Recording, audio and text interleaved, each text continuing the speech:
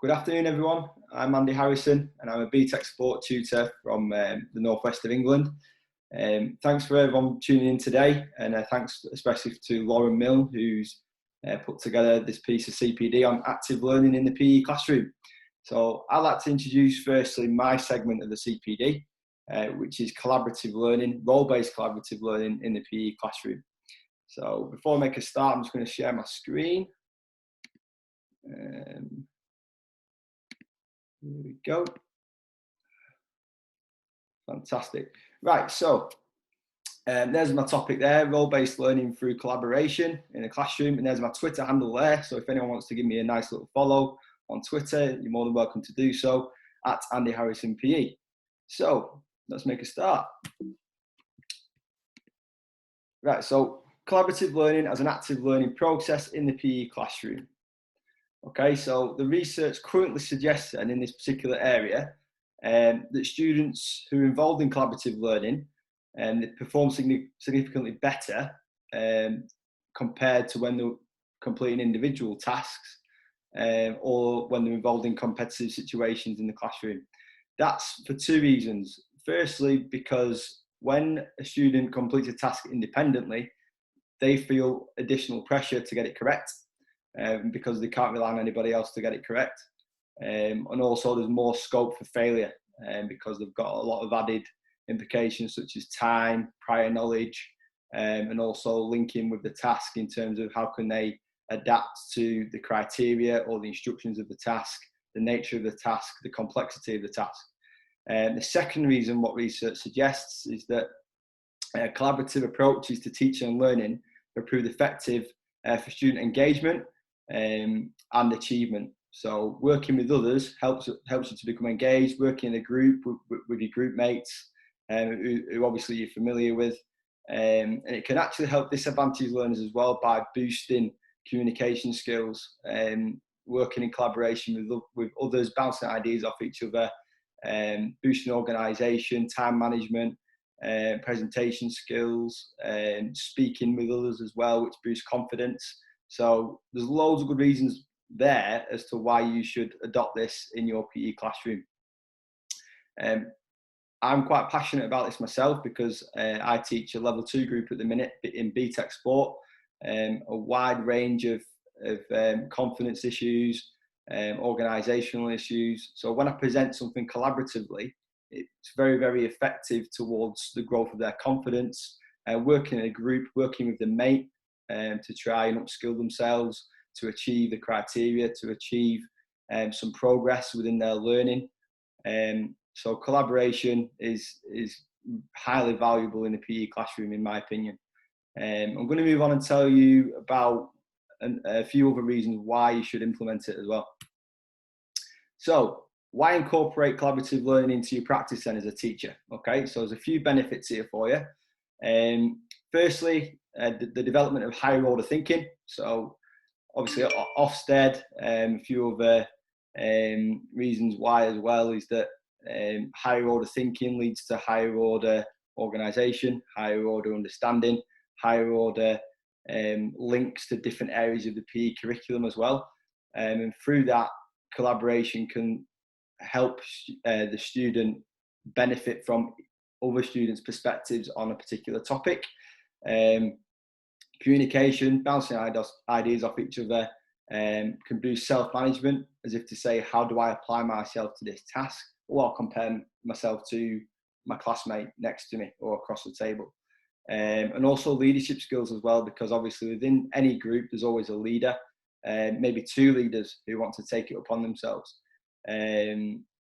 Promotion of student interaction. So through teacher instruction and through that engagement and that hook to actually work as a group, you get that boosted interaction as opposed to if a task was just set independently. There's also an increase in student retention, self-esteem and responsibility. So what that means in layman's terms is that once the task has been set and the groups have been formed, then the self-esteem and responsibility comes in higher value because students love to work together and to form an outcome, to form a product of their own learning. even when students are quite shy with communication, you do find that through collaboration, they come out of the shell a little bit more because they don't want to be seen to not be interacting with others or not actually contributing to the final product. So if you're ever struggling with any students in terms of effort or what they're actually delivering in class, I'd strongly recommend this little technique here of getting them in a group, getting them speaking, getting them conversing with their ideas, sharing what works, what doesn't work, what they know already, what they need to know, how they're going to produce that, how does it compare to everyone else in the group, and how. Another technique is in order to expose and increase understanding of diverse perspective, collaboration again is the way forward for this. So diverse perspectives could be from students from different backgrounds, students from different prior knowledge of a particular topic, you know. Some students might have had more prior experience of sports coaching, for example, volunteering in the local community, as opposed to other students.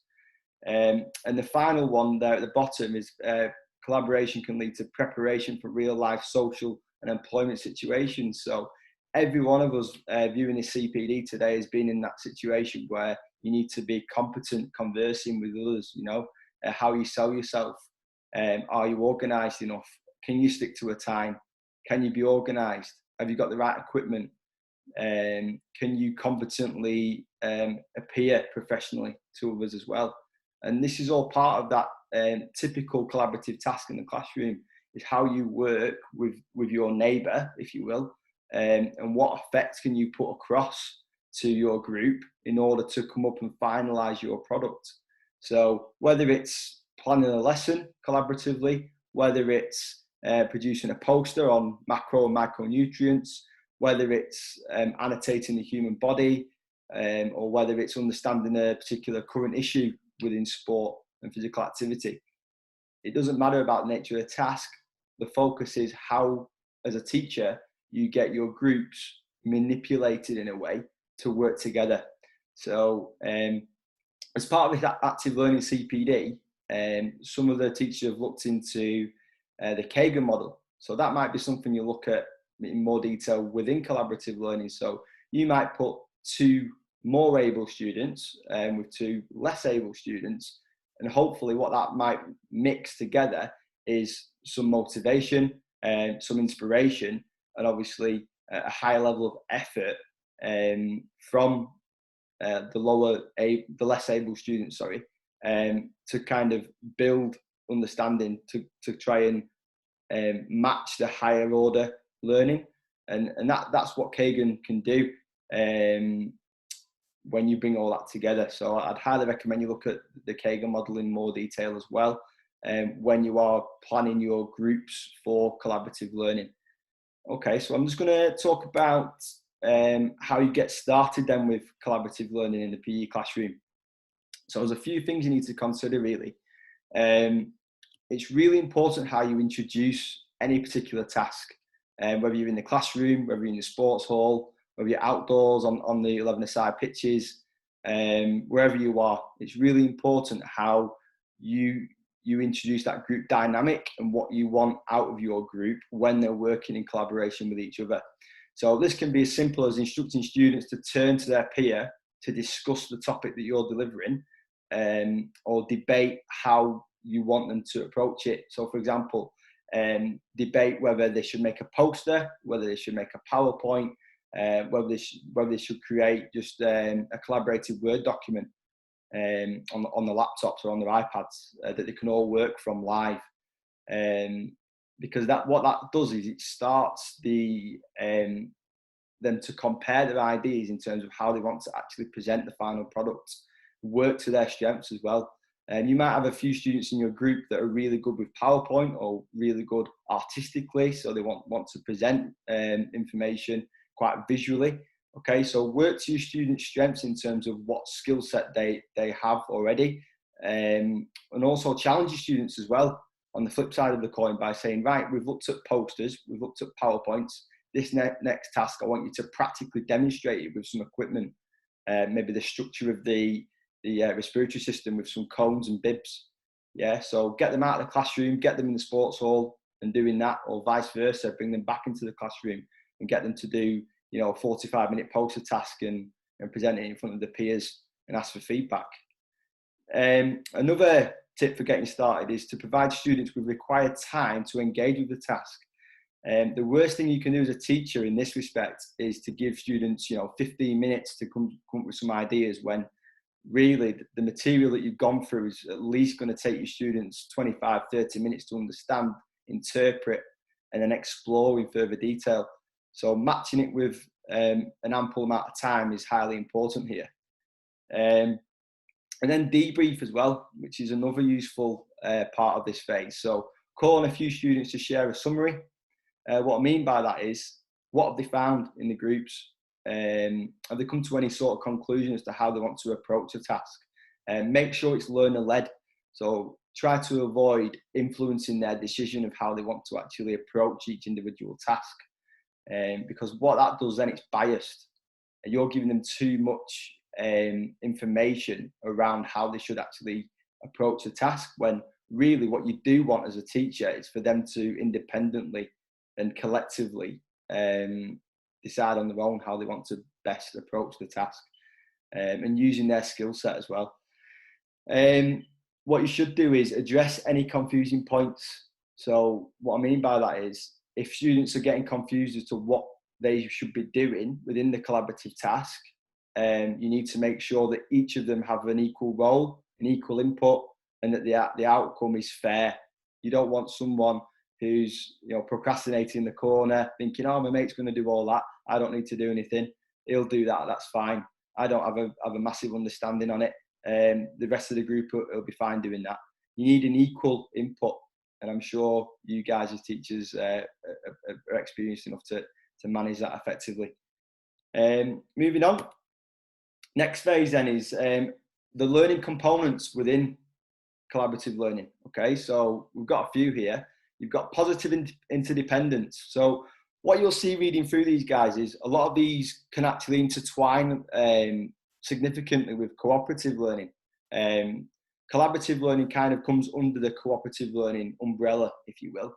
A little bit more specific in terms of the nature of the learning here. Positive interdependence then, where students work in groups with assigned roles to achieve their common goals. The reason why it's positive is because, like I said before in the presentation, you're relying on the students to come together and actually form an understanding of how they're collectively going to form the product of the task, whether it's a poster, whether it's a presentation, whether it's something practical outdoors that you wanted to achieve, like delivering a phase of a lesson together. That's some positive interdependence there in practice.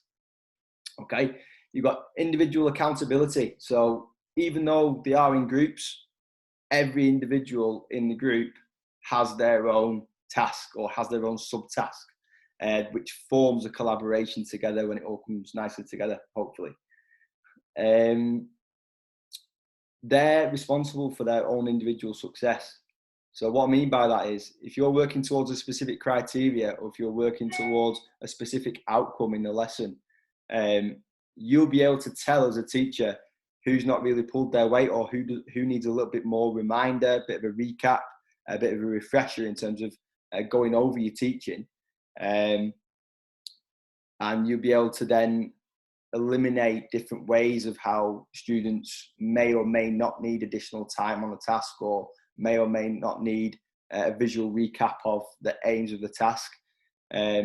Students need to be accountable for their own learning. So in terms of effort, in terms of understanding, in terms of the final product, that all needs to be evidenced as well throughout. Group processing is where students reflect on how well their group has functioned in working towards the group's learning goals. So again, in layman's terms, how well does the group work together? That's literally it. Can the group work well together? Is there anyone who's got any behavioural problems, or is there anyone who's got significant disengagement towards a task? Low level of interest, low level of prior knowledge, there's a lack of purpose there towards the learning. That's something you need to consider as a teacher when you're getting your groups together.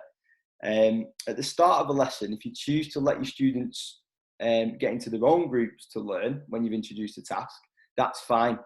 But obviously throughout the course of the year, you might have more and more input on that in terms of how you think your students work best together and in which groups. So please monitor that as well for best practice. And finally, guys, your last learning component is social skills are incorporated in ways that students can identify their use and purpose. So social skills are a massive factor in this. And if students don't showcase them effectively within the task, then the collaboration is, the effect of the collaboration decreases. So therefore, you'd argue that the quality of the final product and the actual work may not be up to standard and may not meet certain criteria. Okay, so again, just have a step back as a teacher, have a quick 5-10 minute check visually and see, right, is this group working socially well in terms of, are they bouncing ideas off each other visually? Are they writing them down? Are they conversing with relation to the task? If not, change it. If they are, fantastic, move on and go and check the next group. So yeah, that visually, guys, is basically what, they're all the ingredients to some pretty good collaborative learning there. Okay. What is it then in the PE classroom? What exactly is it? So I've just put this in some basic visual principles here for you. It's students working together to make progress towards a common goal. That common goal could be something like I said before. So it could be a nutrition poster. It could be a leaflet on sports injuries. It could be a poster on the cardiovascular system. Okay, and it's short or long-term adaptations in sport. Okay, it could be a PowerPoint presentation on the importance of a healthy, balanced diet. Okay, so you've got a few different examples there of how you can incorporate collaborative learning effectively within PE and sport topics. Okay, now the first one could be solving a problem. So there's loads of problems to solve in PE and sport because it's so diverse, it affects every single one of us. And what I mean by problem solving, you could create a nice little assignment scenario or a nice little task scenario as the teacher, and you could get them to collaborate effectively in groups. So group sizes 3, 4, 5, even maybe in pairs. And you could come up with a nice little scenario and say, right, solve the problem. Within your task, you need to hit point A, B, C, and D as evidence. Okay. And you might assign point A, B, C, and D to 4 different people, okay, within the group. So one of them gets a point each to focus on. Then it's merged together, presented, and then they ask for the feedback from the peers and from you as the teacher. The next phase is creating a product of their learning. So what this is the final product, the final outcome. So they're going to present the poster to the group at the front. They're going to ask for the feedback. They might distribute the leaflet out into different classes and ask for feedback. They could distribute the leaflet online and ask for feedback via social media. Or they could create a booklet as well, guys, which could be a continuous task that you do maybe over 3, 4, 5 lessons, just to check learning. Okay, that might be a revision task as well if you're doing a revision booklet. Get them to make their own so that they can see before, during, and after prior knowledge and build the level of prior knowledge up as well collectively. And then you can fill in any gaps in the learning that way. And the final example I want to give you guys is answering an exam or assignment question. Okay, so you might get them to research it, okay, illustrate it, write it, present it. So it's 4 different roles there in a typical group of 4, and then come up with a final exam answer, okay, to the question or assignment question. Okay, this might be again 2 pages long, might be 5 pages long. Okay, doesn't matter about the length, it's all about the quality and all about the collaboration in terms of the research, in terms of use of prior class notes, okay, use of visuals as well. They might have done some flip chart work, they might have done some A3 posters, they might have written on a Google site okay, online that they can get access to, and then create and form an answer collectively from the work that's been done prior to that lesson, okay, to effectively form a high order answer to an exam or an assignment scenario. Okay, moving on. 5 steps to collaborative success then. Okay, short and snappy.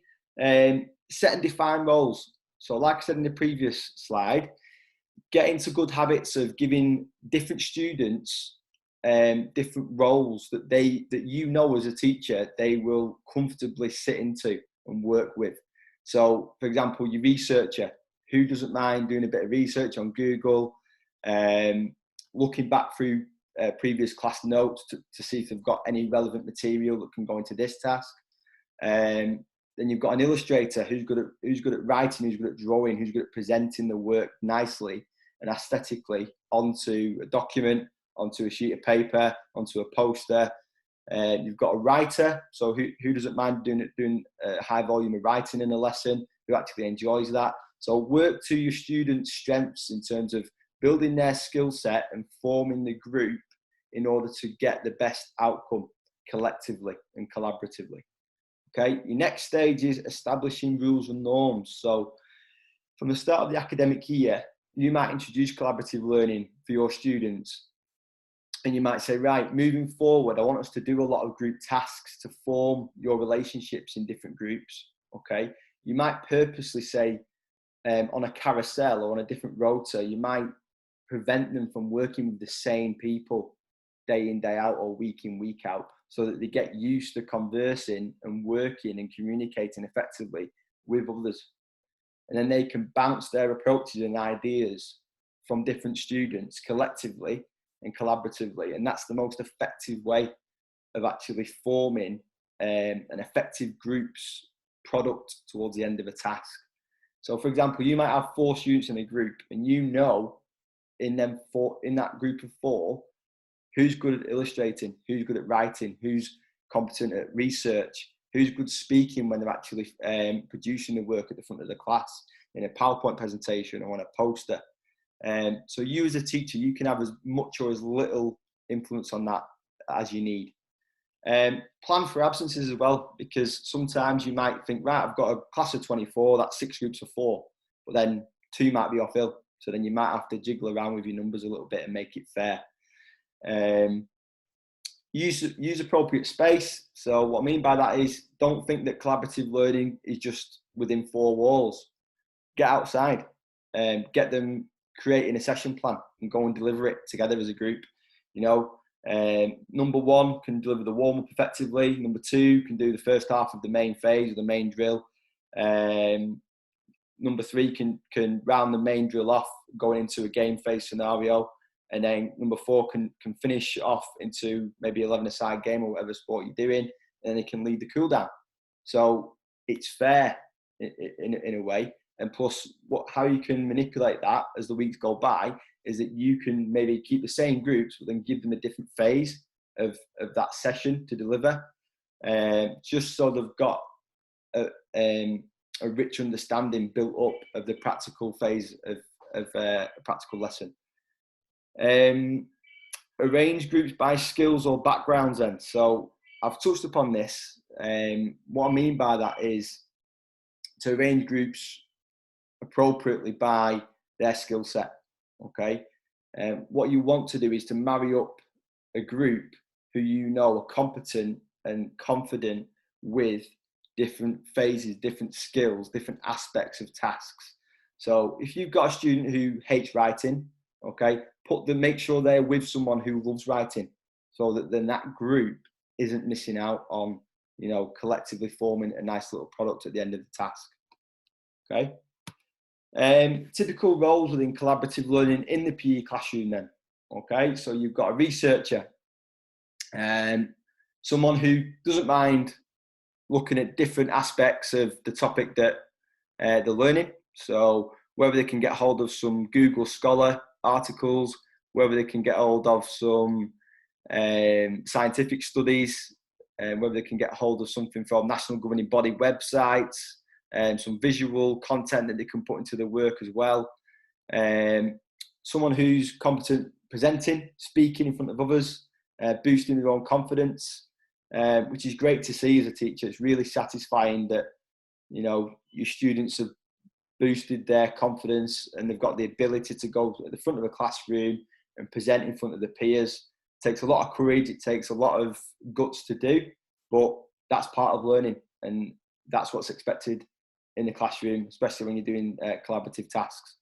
An illustrator, so someone who has a bit of nous about them in terms of how to present work on paper, on a slide, on a Word doc, on a Google doc, how to actually structure and format that piece of work effectively so it looks the best it can possibly be.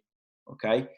A writer, someone who is competent either on a laptop or writing freehand, who can actually produce a piece of work, easy on the eye, really good spelling and grammar, and then that's effectively what you want to see at the end of the task, so that A, it's readable, B, you can understand it, and C, it's aesthetically pleasing, so you want to carry on reading that piece of work.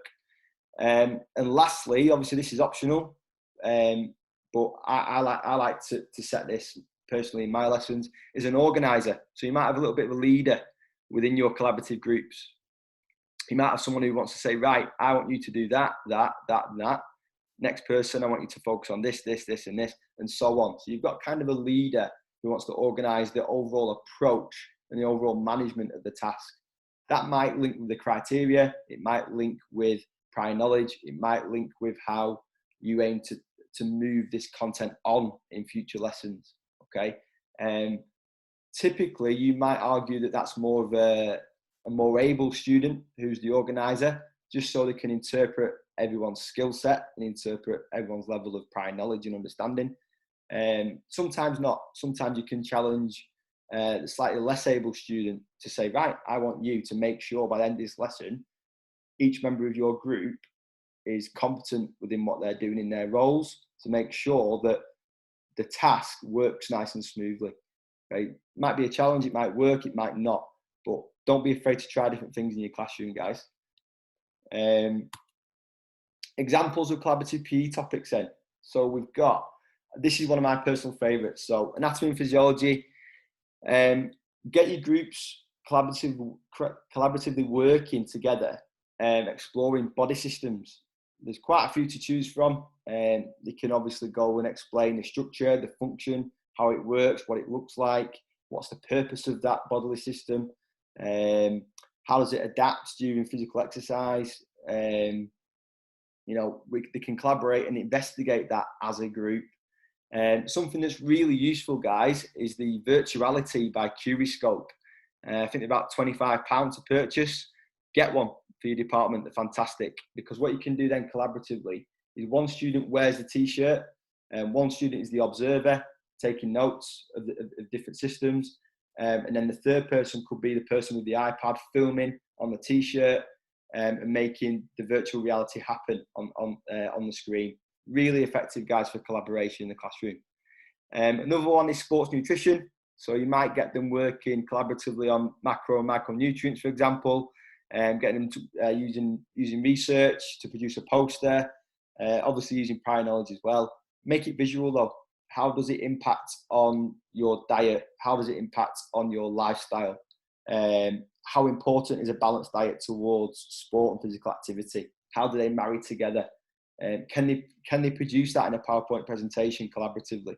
Can they get different sporting examples from, you know, British Nutrition Foundation, the NHS, national governing bodies towards nutrition and performance, how they link together? So again, there's loads of nice little sporting topics that you can use to boost collaboration in your classroom. Get them to act out sporting injuries. That's a fantastic little example.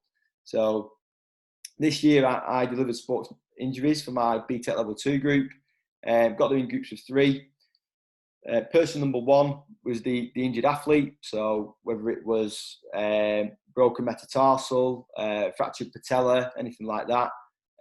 Person number 2 was the doctor or the physio, first aider. Person number 3 was the observer. Okay, so you've got them in 3s. You've got you've got it flowing together nicely from acting out that within role play through collaboration with each other. What I got them doing from there was it was filmed, and then they had to analyse how it was treated. Was it effective enough? Was the correct treatment used? Why was that the correct treatment?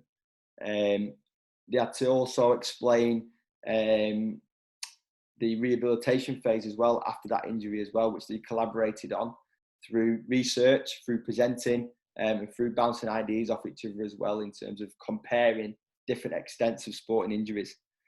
And the last one, guys, is fitness training. So again, give each group a different type of training, different method of training, and then they can explore fitness tests within that. They can explore typical sporting events around different types of training, different fitness tests, how are they done effectively, explore normative data, what does that lead to, and then they can present the findings in any way they want, really, collaboratively, on a poster, PowerPoint presentation. If you're using Google, then Google Slides, even put it on a Google site if you want to, so you can share it a lot easier. There's loads of really useful, practical, engaging, collaborative PE topics, guys. So get some researched as well, but try and get in a good habit of bringing learning to life more by managing your group and managing the skill set of your individual students when they work together, because it is really, really effective. Examples of collaborative learning and group work activities then. So linking on from the previous slide, I just want to share with you some nice little short, snappy activities that you can do collaboratively with your groups, okay? So everyone's heard of think, pair, share, or write, pair, share. So this is where the instructor poses a question that demands analysis, evaluation, or some sort of synthesis, okay? So as a teacher, you throw an open-ended question out there about your collaborative topic. It might be sports nutrition, for example, and you might ask how effective is a balanced diet towards improved sports performance, okay? Then what your students do is they take a few minutes to think for an appropriate response, okay, as a group, and then they select one response as a group collectively, okay, share their idea with the pair in their group, so that's 2 pairs maybe in a group of 4. They decide on the best answer, okay, as a group of 4, and then they present that answer as a group of 4 to the group, to the rest of the class, okay? And then you can bounce that on even further, guys, by saying, right, as a group, let's decide the best formal answer moving forward, okay? Students share the responses. Take this a step further by asking students to find someone who arrived at an answer different from their own, so you can compare what's right and wrong in the classroom through your groups, okay? And try and make it competitive by getting students to convince the partner to change their mind, or if they want to stick to the same answer, okay? Probing questions. That gets higher order thinking as well, guys, just by probing your pair or your partner, okay? What would happen if it was this? What about this? Have you considered this? Why does this not happen? Okay, they're the kind of things that you should kind of train your students to ask each other within that higher order discussion, okay, for deeper learning. And finally, student responses are shared within larger teams or with the entire class during a follow-up discussion. What you might do, guys, you might bounce this idea onto your following lesson, do your recap or recall activity, and then go straight into your discussion about this think, pair, share activity. What did we find last lesson, guys? What summary did we come up with? How can that lead to what we're learning now in this lesson? Okay, so you can take the content out of one lesson and you can carry it forward into your next lesson just through some collaborative learning, through think, pair, share, forming an idea, proving an idea, coming up with sporting examples, move it on to your next lesson, recap, recall, discuss, dig for that deeper level of understanding, and then collaboratively you can form a higher order level of understanding, and that's where the learning takes place, from collaboration and a good reliance on each other's level of understanding, okay? So, examples of collaborative learning, again, here's another example for you. So you've got a group debate. We've all done this, guys, in the PE classroom. Ask students to sit in groups of 3, maybe 4, maybe 5, even pairs, that's fine, okay? Assign them roles. For example, the person on the left takes one position on a topic for debate, the person on the right takes the opposite position, and the person in the middle takes notes and decides which side is the most convincing. You could do speed dating, guys, okay, and get the person in the middle to decide who's kind of won the speed dating battle, okay, through good examples of argument, using good levels of knowledge, okay. Got to be deeper levels of learning though, in terms of good sporting examples, linked to research, what can they recall from the previous lesson. Make sure that they can prove what they're learning as well, through visuals, through what they say to the partner, and then you can get the person in the middle who's deciding who's most convincing to justify why in their own words, okay? Whether that's written or whether that's presented on a PowerPoint slide or whether it's just verbal reasoning to say which person, number 1 or number 2, won the argument, yeah, which was the most high quality argument, most accurate argument, and why. Okay, you can conclude this, guys, as a teacher, and consolidate the learning by calling on a few groups to summarize their discussions. Okay, what happened in your discussion, guys? Okay, how did you get to this within your discussions? What does this mean for your future learning within this topic? Okay, are there still any gaps in your learning, okay, that we might discuss within your collaborative group next lesson? Okay, that's what it can lead to, guys. So within collaboration, there's loads of possibilities in terms of getting to that deeper level of learning. So ask your students, make it learner-led, and ask them to identify key areas that they still think that they still need to discuss to form that higher level of understanding. Right, how to assess collaborative learning then in the classroom. So it doesn't need to be formally assessed. Because you'd argue when you're formally assessing, you'd probably get the student to independently complete that sort of task. Judge collective effort instead of individual areas for improvement, because what you don't want to find yourself doing is you just frequently criticizing individuals. When you're walking around your classroom and you're observing, if you're walking towards every group and saying, well, you're not doing anything, your level of input's quite poor, these students over here are doing all the work and you're not. Yeah, that's all that's going to do, guys, is it's going to damage the actual atmosphere in each group. What you need to do is to collectively criticize. So wait until your groups are finalized and actually form the final product within their task, whether it's a final poster, whether they've completed a PowerPoint presentation for you, whether they've come up with different visuals or a session plan for you to go and deliver. Wait till you've got the final outcome and then get them to justify their own input. And that's when you can formally take each student aside and say, right, this isn't good enough. And you can obviously you can then follow your own internal policy and how to manage that. But I would strongly recommend against pinpointing specific students who aren't collaboratively pulling the weight with the rest of the group, because you don't want, like I said before, you don't want it to dampen the atmosphere within that specific group. Okay. The grade or the mark should not be all group based. So what you should do is sometimes mark the student in terms of their independent effort within the collective task. Okay. It doesn't have to be formally marked either, guys. A lot of the tasks I do, the ones that I do collaboratively, aren't necessarily a significant piece of evidence towards a final assignment outcome. Okay, it might be different in A-level or GCSE, but when I'm delivering BTEC, when I do collaborative tasks, it's mainly to help the group formally come up with more deeper levels of understanding together, and then they can present that to the rest of the group, and then they can take notes from it, and they can continue the learning that way. So I wouldn't formally mark it and say you got, a merit for this, or a pass for this, or a distinction for this, or you got a certain percentage for it as a group.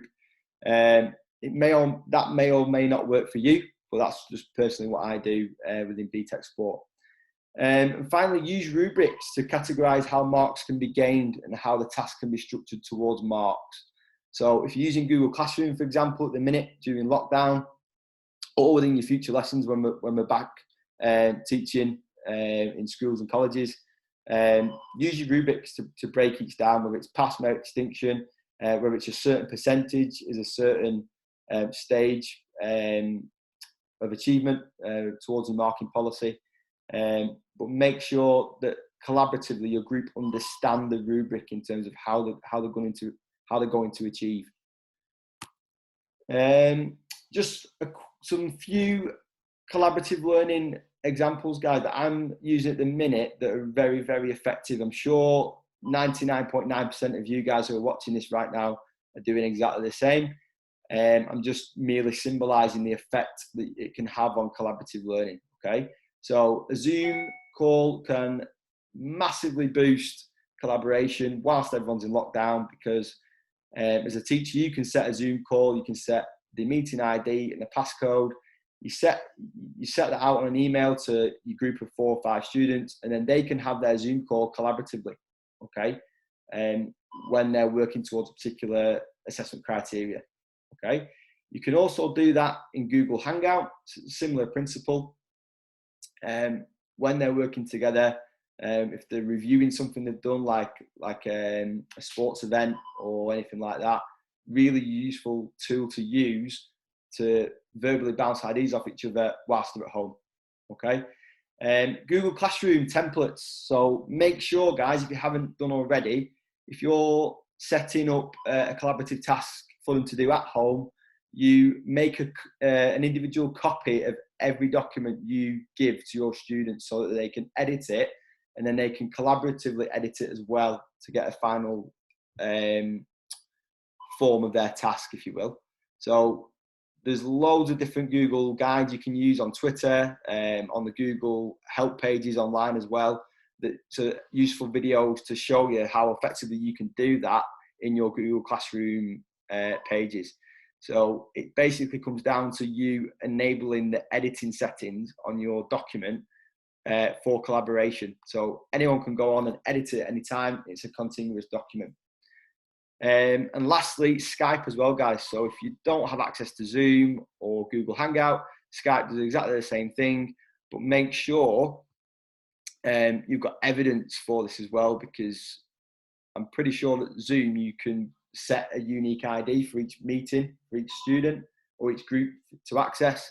Skype, I'm not too sure about, but make sure you're evidencing it so that you know from home then that each student is collaborating equally and effectively, and making sure that they are collectively working really well together towards the assessment criteria. Otherwise, you don't want all the burden on 1 or 2 people within a group of 5, because that's not fair. And obviously, there'll be members of that group getting all the marks for things that they have or may have not done. Okay. Right, 5 effective collaborative learning ideas for practical lessons then. I think this will be quite useful for you guys, whether you have or whether you haven't tried any of these before within your delivery. Hopefully there'll be 1 or 2 that you look at inputting in the future. So create a new game or sport with set equipment and rules. So you can go in your sports hall, you can go outdoors, you can get a group of 3, 4, 5 to come up with a new game or a new sport, even with set rules, and you can manipulate what equipment they've got at their disposal to come up with this. Okay, it's great for collaboration, it's great for communication, it's great for bouncing ideas off each other, and their prior level of knowledge and understanding of different sports, what kind of sports are engaging to them already and why. So should that form their ideas then of the type of sport they're going to create? For example, students may love dodgeball, but they might hate hockey, for example. So they might actually choose then from that judgment as a group to come up with something hand-eye coordination based. So maybe a bit of an invasion game, maybe something indoors, using a small-sided game with minimal equipment, just balls and cones. So you can get them to form ideas using the group profile system. Give them a set time, maybe half an hour to come up with it, and then the remainder half hour or hour of the lesson, deliver it, and then get feedback off the rest of the group. You can also film this, guys, on any device that you've got to your disposal, and you can use it as like a learning journey, if you will, as to how well they're able to organise themselves, work together to actually form a new game or a new sport. 6 weeks' time, how well were they doing it, planning it, delivering it, reviewing it, okay? Gradually improving it from feedback from their peers, okay? So you'll be able to evidence that learning journey just through the collaboration there in a practical scenario. Secondly, we've got investigating. Now, I love this personally as a teacher. I love to see technology in the classroom. It's fantastic, and it basically it brings the learning to life more and gives it more purpose, in my opinion. So when you get your students investigating collaboratively, you kind of sense that excitement from your students a little bit more, thinking, oh yes, I get to be the person who gets to use the virtual reality, or I get to be the observer so I can see what exactly goes on with each body system, or they can use the virtuality, and they can be filming, they can be recording different areas and with different topics. So they're upskilling without even knowing it, because sometimes you can give them a role that they might need to do, and they're understanding different uses of different pieces of technology as well, which is great for them, their employability level as well. Deliver. So deliver as a group, a structured warm-up, main, and a cool-down. Okay, so you can manage that however you want as a teacher, and you could even give each different member of the group a different phase within the lesson, and then you might twist it the following day or the following week. Okay, so they get ample amounts of experience within different phases of a lesson. Okay, whether you want to marry that up with sports coaching, sports leadership, practical team sports, anything like that, that'd be really useful for them as well. Role play. This is something I personally think is really, really effective as well in the classroom with collaboration. Get them to act out a sports injury scenario with different roles of athletes, physios, observers. Okay, I think I touched on this before with the sports injuries example that I gave. Really, really useful, and it's really good for BTEC evidence as well, guys. Again, pretty sure it's good for A-level, GCSE, Cambridge Nationals, whatever you're delivering, guys. Get them acting out. Get them understanding the severity and the nature of injuries. Get them competent at how to approach the treatment phase and also rehabilitation as well. Get them to describe what they're doing as they're treating. Get them to also describe what they believe is the nature of the injury and how that's come to light. Okay, what was the impact like? Describe the pain, describe the nature of or the severity of the injury, describe why they're treating it as they are, as the physio or the doctor or the first aider, and also go on to evaluate and analyse or justify the rehabilitation phase. So you're going from describing and identifying injuries all the way up the spectrum, or the Bloom's taxonomy, all the way up to justification, which is an evaluation, which is that higher order learning that you really want off your students. And that can come from the role play and bouncing the understanding off each other, okay? And lastly is the analysis. So analyse performance through designated roles of sports analyst, the sports performer, and the observer. So get them to use the phones or the iPads or any filming device that you can get your hands on, whether it's in a sports hall, whether it's outdoors, on the football pitch.